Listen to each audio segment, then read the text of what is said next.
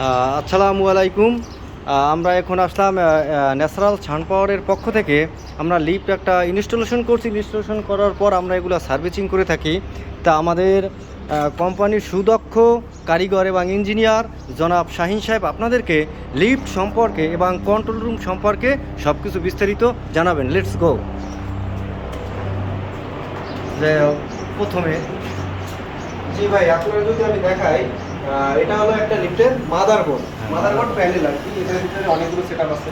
যদি দেখাই আমাদের মেন যে মাদারবোর্ড, সর্বমোট দেখা যায় লিফটে আপনার যত কাজ করা হয়, লিফটে যত সেন্সর, লিফটে আপনার কল দিয়ে লিফটে যায় আসে যা করে সব এই মাদারবোর্ডের মাধ্যমেই হয়। মেন জিনিসটি হলো এই মাদারবোর্ড। এক কথায় বলতে গেলে কন্ট্রোলিং ডিভাইস। Controlling device. ওকে।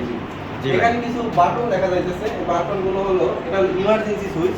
যদি লিফটে কোনো প্রবলেম হয়, দেখা যায় নিচে দুর্ঘটনা লাগছে, লিফটটা একা একা চলতেছে, কোনোভাবে করতে যাচ্ছেন, ইমার্জেন্সি বাটনটা চাপ দিলে সম্পূর্ণ অফ করা রাখা সম্ভব।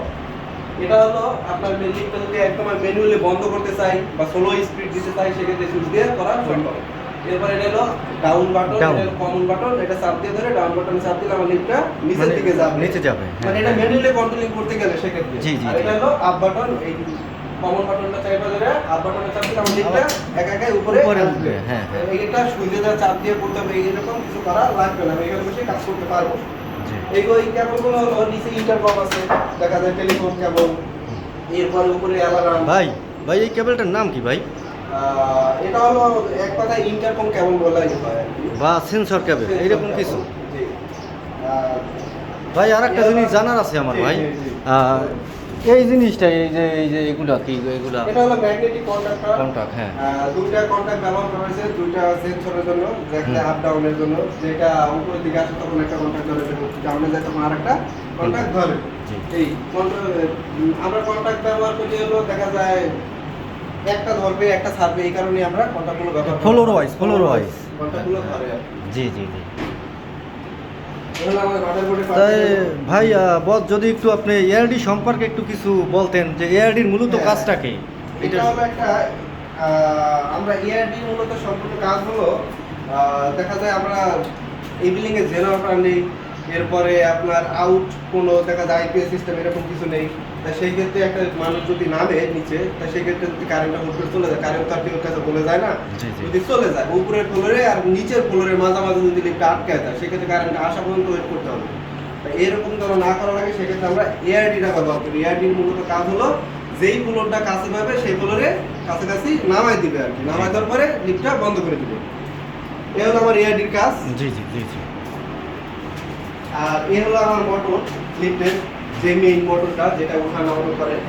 এই হলো এটা গিয়ারলেস মোটর। ভাই এটা বস, এটা কোন দেশি ব্র্যান্ড ব্যবহার এটা হলো করছেন? তোরিন, চায়না ব্র্যান্ড, অনেক ভালো মানের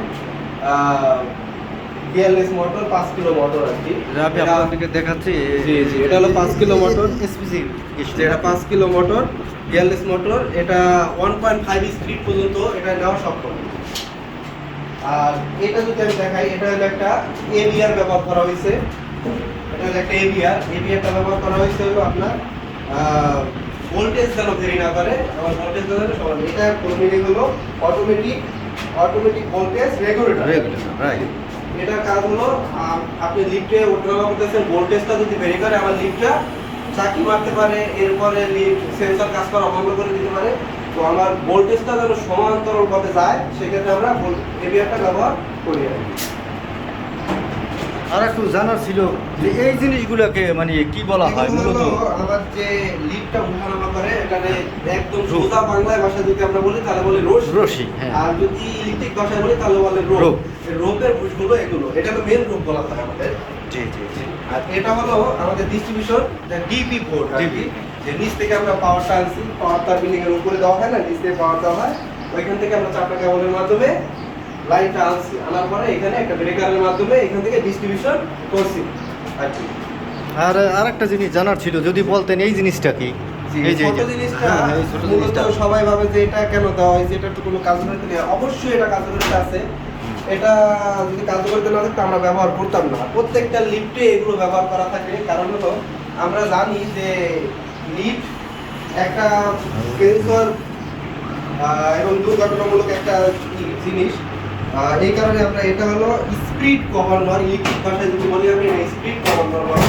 যদি কোনো দুর্ঘটনা হয় সেই ক্ষেত্রে আমার দেখা যায় একটা রোড ছিঁড়ে গেছে বা একটা মেজর কোনো একটা প্রবলেম হয়েছে, লিফটটা ঝাঁকি মারছে, সাথে সাথে এই স্পিড গভর্নরটা আমার লিফটের আটকায় লক করে দেবে, ডাইরেক্ট লক করে দেবে, এক কথায় হ্যাং করে ফেলবে, কোনো দিকে নড়াচড়া করতে দিবে না। এবং লিফটটা হুদুপ করে আপনার ধরেন কেবিনটা ছিঁড়ে গেছে, সেই ক্ষেত্রে ও একাই আটকে দিয়ে রাখবে।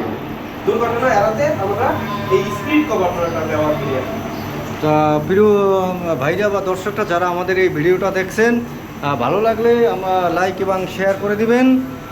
তা আমরা ন্যাচারাল ছান পাওয়ারের পক্ষ থেকে আমরা এখন বিদায় নিচ্ছি।